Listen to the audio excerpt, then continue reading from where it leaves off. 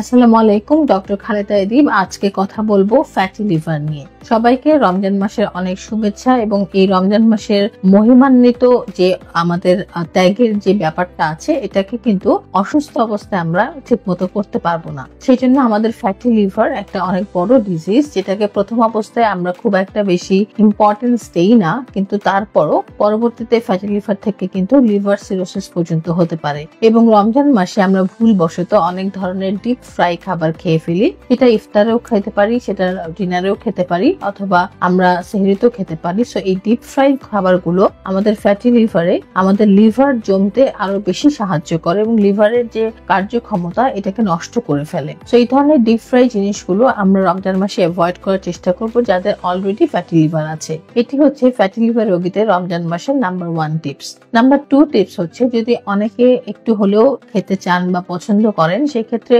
পুষ্টিকর খাবারগুলো আগে খেয়ে নিয়ে, যেরকম যে কোনো একটা ফ্রুটস, শুকনো খেজুর অথবা ছোলা, এগুলো খেয়ে নিয়ে পেটটা যদি একটু ভরে থাকে, তারপরে আমরা 2-1টা ডিপ ফ্রাই খেতে পারি, কিন্তু আমরা চেষ্টা করব যতটা অ্যাভয়েড করা যায়। নাম্বার 2 টিপস সেটা হচ্ছে, অবশ্যই ফ্যাটি লিভার যাদের আছে তারা আমরা রমজান মাসে 4 বেলা না খেয়ে এটাকে 3 বেলায় নিয়ে আসার চেষ্টা করব।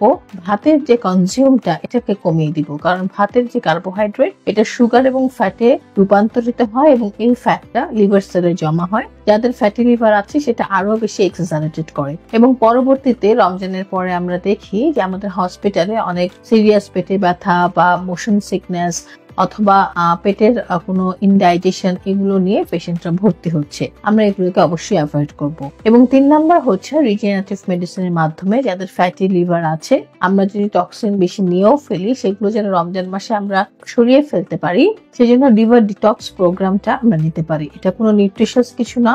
সো যদি কেউ মনে করেন, আমরা ইফতারের পরেও ইনফিউশনটা দিতে পারি, সপ্তাহে 1টা বা 2টো, এবং ইফতারের আগে। এই 3টে টিপস ফলো করলে আশা করি যারা ফ্যাটি লিভার রোগী আছে, যেহেতু রমজান মাস এটি ডিটক্সিফিকেশনের মাস, এবং আপনার ফ্যাটি লিভার আরো বেশি ভালোর দিকে যাবে, রিভার্স হবে, ওয়ার্সেনিং হবে না, এবং রমজান মাসের পরও আপনার ইবাদতটা কন্টিনিউ থাকবে। ধন্যবাদ।